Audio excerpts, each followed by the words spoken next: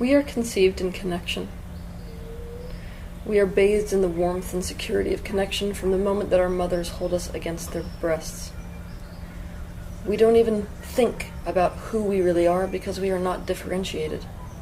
It is in that moment that we are actually closer to who and what we really are. But like I said, we don't think about who and what we really are, because the idea is not one that comes up in our psychology. But from this place of connection, we experience a fall from grace. The fall from grace is that deep, visceral sense of connection. We begin to be differentiated. We begin to see the world through the lens of me and everything else. And it's at this moment that we lose our sense of connection. Loneliness is something that all people on this planet experience to some degree or another. But there's two types of loneliness. The first is a type of loneliness that can be resolved by being just with other people. It's when we feel isolated and being around people just makes us feel a little bit better. And there's another type of loneliness. This type of loneliness is not solved by being around other people. In fact, it's the type of loneliness that persists regardless of whether or not we're in a crowded room. And it's this second type of loneliness that creates the most intense type of suffering in the human race. It's where we perceive ourselves to be completely isolated from the world around us. Because this form of loneliness is so pervasive, we could call it an epidemic on the planet today. I have written a book to solve this problem. I've called this book The Anatomy of Loneliness. In this book I reveal quite literally the anatomy of loneliness, what specifically creates loneliness, and how to resolve those things so as to create lasting connection with other people. This book is available through my website, www.tealswan.com, and every other online book retailer, such as Barnes & Noble, Booktopia, and Amazon. If you want to learn about loneliness in depth and in great detail, as well as how to find your way back to connection, I highly suggest that you pick up a copy of this book. The Anatomy of Loneliness is composed of three distinct parts or pillars. The first is separation, the second is shame, and the third is fear. The story of separation happened far before your birth. It happened, in fact, before physical form. It is the idea of self versus others. Obviously, self-concept, I, is the ego. Separation is a state of fragmentation, where one perceives oneself to be separate from everything else around it. This fragmentation does not just take place externally relative to yourself and other things in the world, it also takes place internally. The fragmentation that takes place within each person, a fragmentation that creates internal disunity, causes us to separate from certain parts of ourselves. It causes those parts to feel ostracized, rejected, disowned, and isolated. But here's the thing, we can't actually eradicate parts of our being from us. It's not actually possible to separate from parts of ourselves.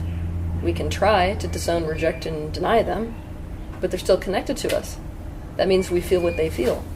That means as we go through this process of internal fragmentation, we cut ourselves off from parts internal to us and external to us. We make those parts feel alone. We feel that aloneness.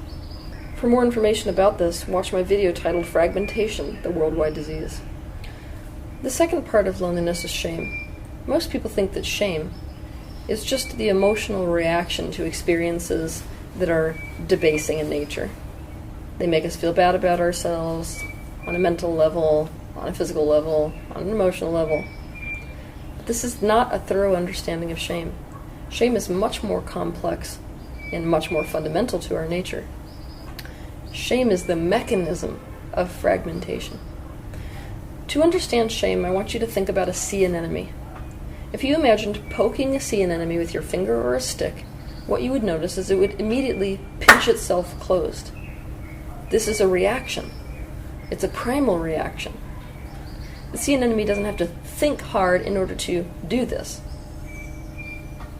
What most people don't understand about shame is that it's an organic, biological, affective reaction. Shame is actually a primitive reaction encoded in your organism, just like your fight or flight mechanism. And interestingly enough, so is love. When we experience shame, we push ourselves away from ourselves in response to something that has happened in our external environment, or in response to a thought that we have adopted from our external environment.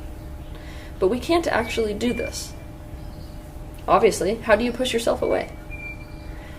The only way to accomplish this is to split your own consciousness. We become internally isolated from ourselves because consciousness can split. We then feel, as a result of it, the secondary layer of shame. That's the emotion of shame. What that emotion causes us to do is it causes us to withdraw from other people. We do to them the same thing we're doing on an internal level. We separate ourselves. We either do this through direct avoidance, meaning we become kind of a wallflower, or else we do the opposite. We become completely inauthentic. We allow them to only be in a relationship with the facade that we put forward, and either way, we are isolated. The third part of loneliness is fear. Now, to fear something is the exact opposite of to love something. To love something is to take something as part of yourself.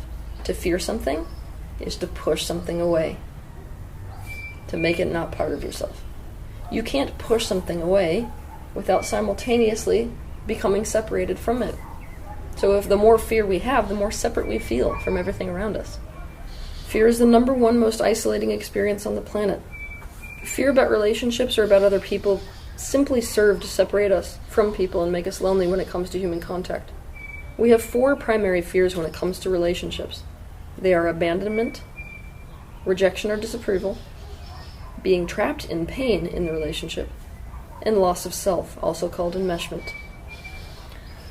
What most people don't know is that it's impossible to fear the unknown. This means we fear what we have experienced before and been traumatized by, something that causes us to feel distress that we could not resolve. So what does this say about fear? If it's impossible to fear something unknown, and we experience fear that separates us in relationships, it means that getting beyond fear and into a state of connection is a lot about resolving past experiences, things we have experienced that we have no resolve with. Fear is about something that we are projecting into the unknown.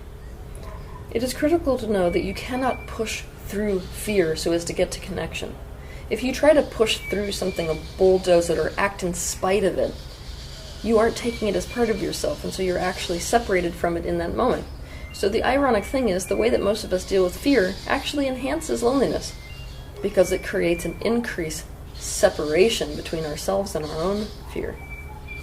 Now let's talk about connection for a minute. Connection can be thought of as a link with something else, where you perceive a link or association between yourself and that other thing.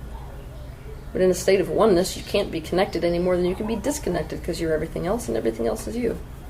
In other words, in a state of oneness, there is no need for connection. But obviously, most of us are not living in a state of oneness. Most of us can't perceive ourselves to be the same as the coffee table that we're drinking our coffee from. So basically, we are living in a land where we must develop connection as a very critical step to re-actualizing our state of oneness. When it comes to making a genuine connection with someone else, that link must be chosen consciously and deliberately by both people involved in that connection. Our connection can exist at any level of our being. We can be mentally linked, emotionally linked, energetically linked, or physically linked. When we disconnect, we break that link at one or all different levels of our being. Because genuine connection is a link to someone that has been consciously chosen, not forced upon us, we have to focus on choosing to create it as well as on keeping it. Our happiness in our individual lives depends on our capacity to be connected. Our survival as a human race depends on our capacity to be connected. And right now, loneliness is an epidemic. It's an epidemic with devastating implications. The pain of the human condition is that we walk this planet with several billion other people, and yet each of us experiences a sense of isolation and feels alone. That's a serious problem. I couldn't think of anything worse. It's like starving to death in a grocery store. Now, it's bad enough if this issue, which is reaching epidemic proportions, only affects us. But it doesn't. It affects far more than that. The pain of disconnection, it bleeds out across the planet. The danger in disconnection is that when we disconnect from something, we no longer perceive it to be connected to, linked to, or part of ourselves. Therefore, when we cause it pain, we don't perceive directly ourself being caused pain as a result. Think about the implications of this. If I perceive myself to be other than or disconnected from something, I can cause it pain without feeling like that causes me pain at all. When we perceive ourselves to be disconnected, we no longer feel the ripple of oneness that is our fundamental truth. We no longer feel the impact that everything has on us and that we have on everything else, and as a result, we can cause something or someone else pain without perceiving that pain in us. The concept that there's something innately painful or even dangerous about disconnection is something that fails to reach us until we realize our history and what disconnection has shown us in the past. In other words, the concept of disconnection being dangerous seems theoretical and abstract until you realize that this is the reason that for years many countries were completely segregated. People with dark skin were taken from their families and kept as slaves, burnt, beaten, and hung. This is why in the 1940s Auschwitz and other death camps were created to contain and exterminate Jews and other demographics opposed to the Nazi regime.